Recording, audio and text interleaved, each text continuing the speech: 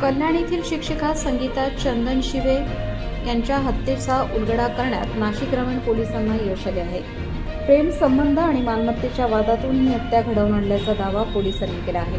या प्रकरणात मुख्य आरोपी दिगंबर आव्हाडसह संतोष जाधव, तुषार रत्नपारखी आणि विनोद पांडे यांचा सहभाग उघड झाला असून त्यांच्याविरुद्ध गुन्हा दाखल करण्यात आला आहे. पोलिसांच्या माहितीनुसार लग्नाचे आमिष दाखवून संगीता चंदनशिवे यांना नाशिक येथे बोलावण्यात आले. त्यानंतर SMBT मेडिकल कॉलेज जवळील पार्किंग परिसरात कपड्याने तोंड दाबून त्यांची हत्या करण्यात आली. तपासादरम्यान मोबाईल कॉल डिटेल रेकॉर्ड आणि अन्य तांत्रिक पुराव्यांच्या आधारे पोलीस आरोपींपर्यंत पोहोचले. तपासात आरोपींनी मालमत्ता स्वतःच्या नावावर करून घेण्यासाठी मृत्यूपत्र तसेच कोऱ्या कागदांवर संगीता चंदनशिवे यांच्या स्वाक्षऱ्या घेतल्याचाही आरोप समोर आला आहे. या प्रकरणी वाडीभरे पोलीस ठाण्यात भारतीय न्याय संहिता, BNS तसेच अॅट्रॉसिटी कायद्यान्वये गुन्हा दाखल करण्यात आला असून पुढील तपास सुरू आहे. मी संजय वांबळे, उपविभागीय पोलीस अधिकारी, नाशिक ग्रामीण विभाग.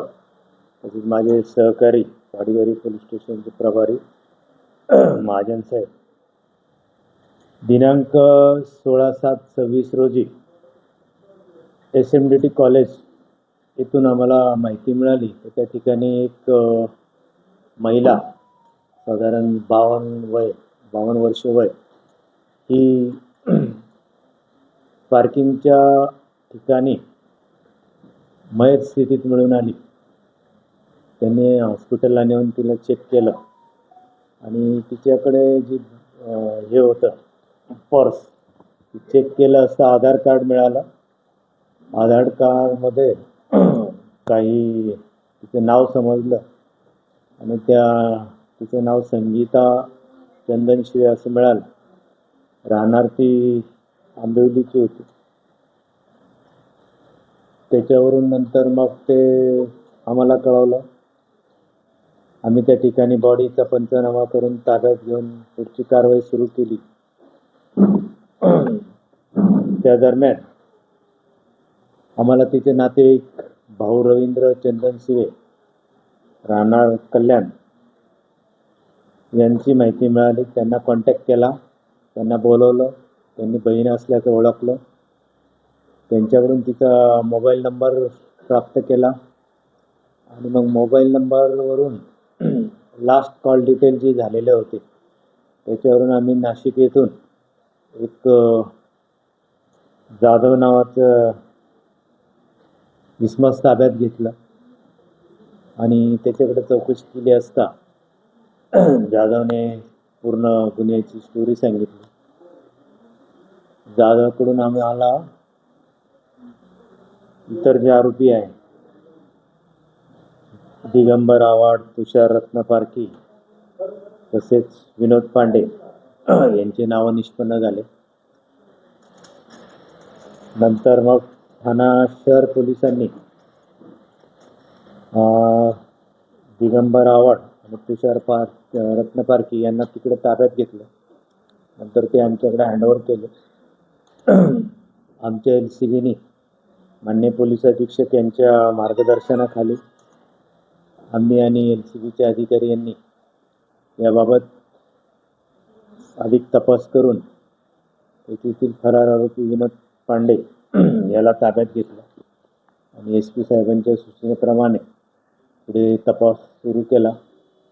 तपासात असं निष्पन्न झालं की ही मयत संगीता चंदनशिवे ही शिक्षिका होती कल्याणला आणि LIC एजंट पण होती.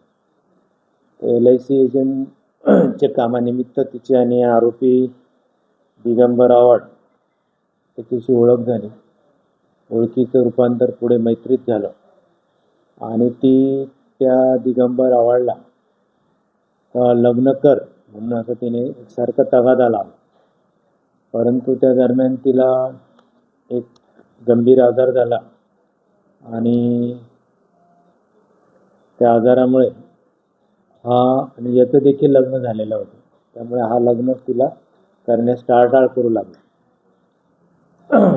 मग ती एकसारखी लग्नाचा तगादा लावल्यामुळे आरोपी दिगंबर आव्हाड याने तिची समजूत काढण्यासाठी की आपण आळंदीला जाऊन लग्न करू, तिथे साक्षीदार लागतील साक्षीदार म्हणून याचे मित्र तुषार रत्न पारखी, नंतर संतोष जाधव आणि विनोद पांडे यांना घेतलं. सोबत एक आर्टिगा गाडी भाड्याने घेतली आणि असे आळंदीकडे नाशिक मार्गे जाण्यासाठी निघाले.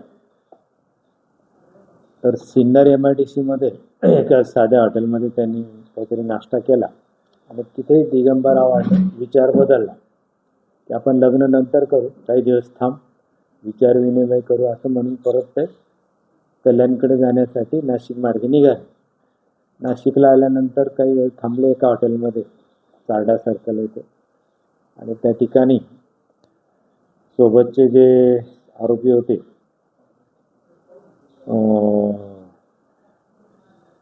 विनोद पांडे आणि संतोष जाधव यांना उतरून दिले आणि तिथून दिगंबर आव्हाड, ती महिला संगीता चंदन शिवे आणि चालक तुषार रत्न पारखी असे शॉर्टकट रस्त्याने SMDT कॉलेज मार्गे ठाण्याकडे जायला निघाले. त्या दरम्यान याच्या मनात होतं की आता ही सारखं मागे लागलेली आहे आणि हिचं काहीतरी केलंच पाहिजे फायनल. त्या दृष्टीने त्याने SMDT कॉलेजच्या गाड्यांच्या पार्किंगमध्ये गाडी थांबवली. 15 तारखेला रात्री 9 वाजेच्या दरम्यान ड्रायव्हर जर होता तो प्रत्यक्षदर्शी साक्षीदार राहू नये म्हणून त्याला जबरदस्तीने चहा पिऊ नये म्हणून बाहेर पाठवून दिला. त्या दरम्यान गाडीच्या खाली उतरून संगीता चंदन शिवे आणि दिगंबर आव्हाड यांच्यात लग्नाच्या कारणाने वाद झाले. किरकोळ हाताने याने तिला मारलं आणि ती जास्तच ॲग्रेसिव्ह झाल्यानंतर रुमालासारख्या कपड्याने तिचे तोंड दाबून तिथे तिचा खून केला आणि नंतर या ड्रायव्हरला फोन करून की आपल्याला अर्जंट जायचं म्हणून कल्याणकडे निघाले. त्या दरम्यान ड्रायव्हरने विचारलं की संगीता जाधव कुठे आहे, तर त्याने सांगितलं की ती आजारी होती, हॉस्पिटलला गेलेली आहे, ती नंतर येईल. तर या दरम्यान अजून तपास सुरू आहे. तर याच्यामध्ये एक महिलाच्या नावावर काही फ्लॅट होते, ते फ्लॅटसुद्धा काही कागदपत्र तिचे अर्धवट बनवून ते हडप करण्याचा या दिगंबर आव्हाडचा प्रयत्न होता. त्याबाबत अधिक तपास सुरू आहे. इतर आरोपी आणि दिगंबर आव्हाड यांचं आपसात कसं संगनमत होतं याचा देखील तपास सुरू आहे. तर याप्रमाणे आम्ही अनडिटेक्ट मर्डर डिटेक्ट केलेला आहे.